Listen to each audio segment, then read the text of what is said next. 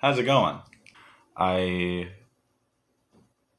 sometimes say the word I before I've actually come up with a thought.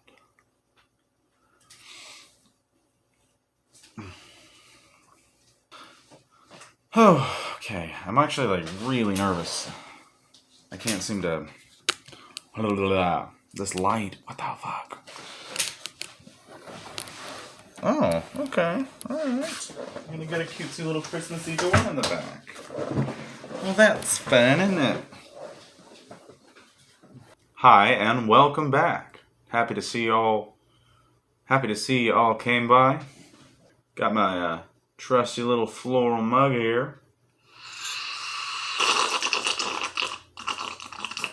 Today, I guess I'm gonna do just a little talky talk thing. There's probably a term for that. I'm unaware of it. Today, I'm gonna talk about my experience with a condition that I don't really go into very much. I find that there are people throughout my day that I will speak with, and I will find it necessary. There's definitely instances throughout some days whenever I actually have to address that. But most of the time in my day to day, I really don't want it to affect other people's opinions of me, and I don't want to feel like I'm hindered by it, because I don't really feel that I am. I feel in a lot of ways that it benefits me, truly. In some ways, it feels like a superpower. It's not easy. It's not something that is easy to explain to people, and it's not something that it's easy for people to take seriously, especially given how well I manage and how little it looks like I'm dealing with it. It's very much an invisible disability, and at the same time, it's a superpower. It's truly a blessing and a curse. This is something that I've come to terms with, and something that a lot of the people that are closest to me have kind of come to terms with recently, is that I am autistic. I am on what some people would say on the higher end, the less dependent portion of the spectrum, but it's a very, very, very complicated disorder, which is something that I don't really like to call it either. See, there's just a lot of leeway. Like, some people would call it Asperger's. Some people would say, "Oh yeah, you have Asperger's. You're Sheldon Cooper or whatever." Abed is another big one. But I don't think to this date that is actually the accepted term. I think in 2013 there was an overhaul of the autism community, where things like the lower, more dependent ends of the spectrum were equated with the higher ends. You have everything from a nonverbal man to Albert Einstein. They're now understood to be suffering from the same condition. It just manifests itself differently in many different kinds of brains and for different kinds of people. And I also believe too that there's some outside stimulus that can contribute to the specific patterns of behavior, the specific areas of focus throughout those early kind of developmental years, which is something that I personally experienced, having had a fair amount of trauma growing up from different sides, and that's a video for another day. I have, at the end of that, become someone that is incredibly analytical and incredibly logic based. My relationship to emotions is very, very different from what a neurotypical brain would work with. I need something to.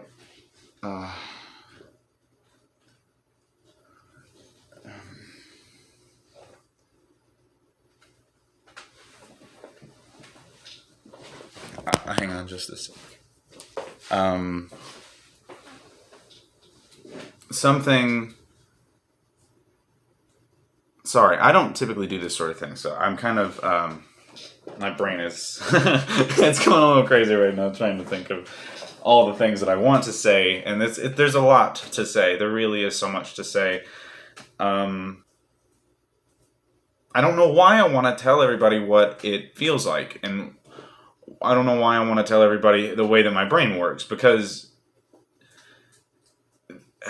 it feels selfish, and it feels like, why would it matter, But I've met, in especially since knowing what's happening with me and what my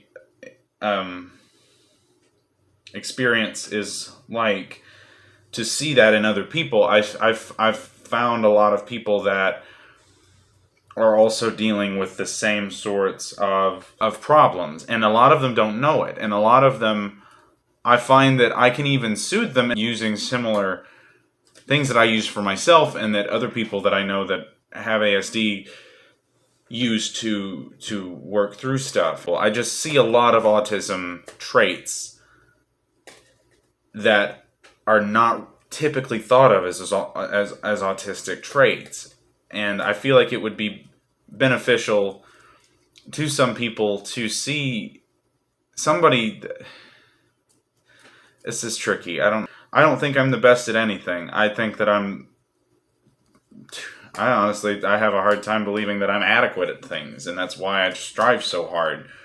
I couldn't even go back through like a drawing. I do these big chalk drawings.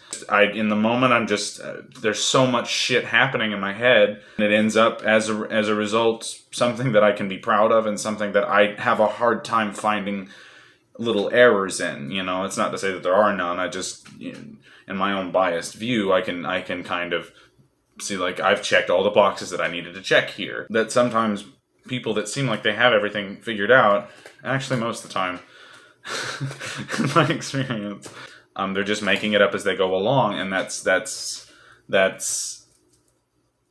way that it is.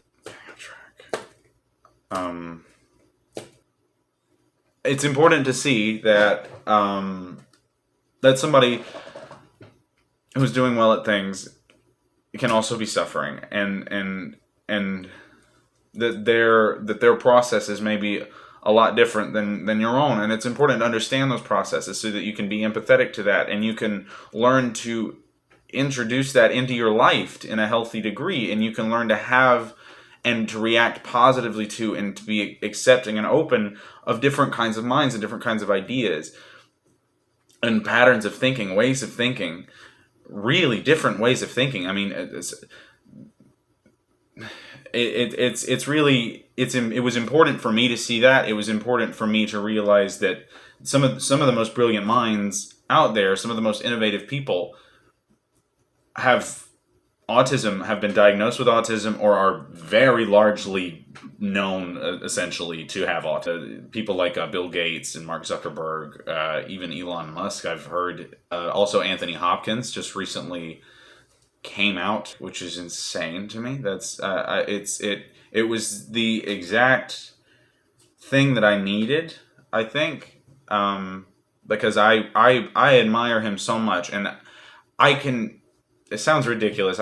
I know, I'm aware it sounds ridiculous, but there's just something about the way his eyes move when he's thinking and he's constructing a thought, and you can see it on screen. You can really read and feel those words almost. I mean, the little beats as he looks, and he has these processes firing, and there was something to that I related to, because I've always been very, like, my eyes do that, and I have to look for, almost visually look for thoughts. And it seems that he's also a very visual thinker, and you can see it, and that's it was, and to hear that, it was a validation. It was almost, I felt this connection to Anthony Hopkins since, as long as I can remember, since seeing, there's a movie called Hearts in Atlantis.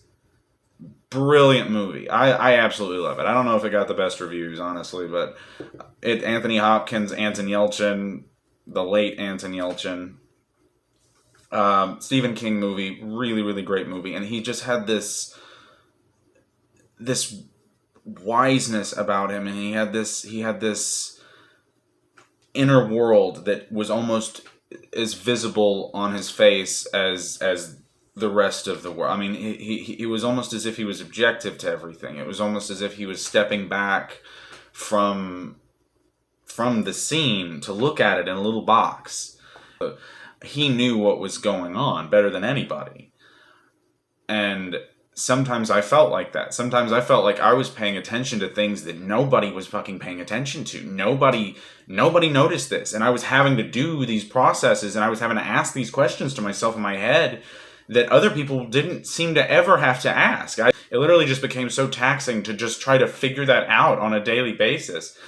And I relate to that. I relate to that busy-mindedness, to that not having those pieces inherently there. It's like the allegory that I always use is when you think about a spider coming out of an egg.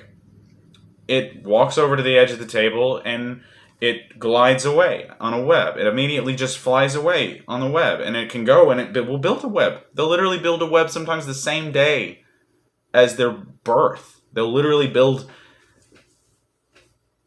and neurotypically that's ideal, to just go to the ledge and jump and just be like, well, yeah, of course I just go to the ledge and I just jump off, and then I land, and then I just make my little thing. But I can't, my brain doesn't do that. My brain doesn't go, okay, go to the ledge and jump. My brain's going, okay, how fast do I need to go? Is it better to start from here? Do I need to, have a little knot in place? And then as I'm building the webs even, I'm over here, measuring in between the knots, and I'm doing, I'm trying to figure out if it needs to wrap around this side to where it looks like this, and I'm trying to make them all uniform. I'm trying to make it look nice. I want it to be proud of it. I want it to look good. And probably I don't even really understand the point of the web to begin with. I just know that everybody's doing it, and that's just the way it is for some people. I want people to know that you can still be articulate and smart and suffer with some real problems. And to talk about those problems can alleviate a lot of them. Just to feel that you're not alone, to find some sort of community, and to have people that really want to hear your experience, and that really want to exchange ideas and patterns of thinking and patterns of behavior. Sometimes that helps. This was not my thing for a very long time. I didn't do this. This feels silly to me. It still feels fucking silly to me. But I know that if my brain starts to get busy, if I can put my hands on something, and if I can just fixate on that, then my brain sometimes will just kind of snake its way back out of the little trenches it was trying to dig down for information that there was no need to even dig down. Seeing people do things like this with little shit. Sorry. To see people do things like this and little, I don't like the spinners. I have one, but I don't really ever use it. And it's just little things that and because I would always do rubber bands. I would always do strings, or I would bite my nails, or I would, tap, or I would clench. I would clench my teeth and pick at my teeth, and I would pick at my nails, and I would rip off bits of my skin. I'm not playing. I would literally bite hairs off of my arms because I would be so anxious and I just needed something to do. And so this is something that's helped me. And if there's any kind of way that I can do that for somebody, and maybe show something, that maybe explain something, that just to hear somebody articulate something that's stuck in your head that you don't know how to put into English, to hear somebody articulate that and put it into words, it helps me too, because sometimes you don't have to put it into English until you put it out here. And I don't really have a lot of opportunity to just have these kinds of conversations and to really just delve into the way that this stuff works. It can be both a really debilitating problem, and it can drive you insane, and it can overload you, and it can push you to the depths of depression. How it can also be your most powerful asset, your most incredible weapon. It can be a force for good in your life. You know, it can teach you things and give you these perspectives that other people just can't. They're not wired to see inherently. And it's important to understand that we as a community have a different operating system, and to not compare it to other operating systems, because I spent so long trying so hard to just be normal and to be that version of myself that they seem to be, and they seem to want and expect from me. And once I realized that it was literally apples to oranges, that I can't be an orange if I'm an apple, even if everybody wants me to be an orange, and I, even put on a peel and I walk around like an orange would walk around, I guess, and do orange things and spritz citrus on myself. I can't ever be that. I can pretend to be that and I can cover up that, but at the same time, I'm not that. And a lot of you probably aren't either, and you probably don't even know. And so you suffer the way I did, and so many other people do, and have done, and have died over. To hold yourself to this standard that is an impossible standard. I, for instance, cannot do math. I cannot do math. I can do basic math if I can put it down on paper and I can visualize it, and I'm pretty good at geometry. I did very well in geometry in high school. But anything with algebra, anytime, I have to break out the number line for algebra. I'm not even fucking with you. I literally have to go like 1, 2, 3, 4. Like, it's a toddler level. I cannot do that shit. I cannot do it. In school, I was literally called stupid, Miss Willingham. I remember you. Thank you very much. Called stupid because I couldn't do it, and she made me drop down to standard diploma because of that. And it was just like, and I held myself to that standard for so long. I was like, well, everybody else seems to be able to do this stuff. I'm trying my hardest. I would go home, I would just cry over it. I would cry, and I would just try so hard and try as many different things. I looked up YouTube videos. I did everything that I could, and I couldn't seem to do it. And I was still held to that same standard, and I failed miserably. And it reflected poorly on me, and it reflected poorly on my attitude, and it made me go through high school with this idea that I was too stupid, that I was inadequate. If I actually did well in something, it's because I was lucky. I never felt good enough. And I hate that. I hate that so much. I hate that other people have to deal with that, and I hate so much that there's not a system in place to help these kids in school and to help them feel accepted and okay and normal and not broken and disabled, because we're not disabled. Some of us have dependencies that others don't, but that's the same across the board. That's the same with neurotypicals. Some of us need help, and it's okay to ask for it. It's okay to tell somebody that I'm not handling this so very well. That should be okay, and that should be talked about. And that's what I want to do. And that's what I'm going to do, I guess. So if you're interested in keeping up to date with that, I'm going to try to keep doing these. I think it'll do more good than harm, hopefully. So yeah. Anyway, I'm going to leave it there. Thanks if you've been watching this entire time. Thank you so much. Have a good day, everybody. Thank you.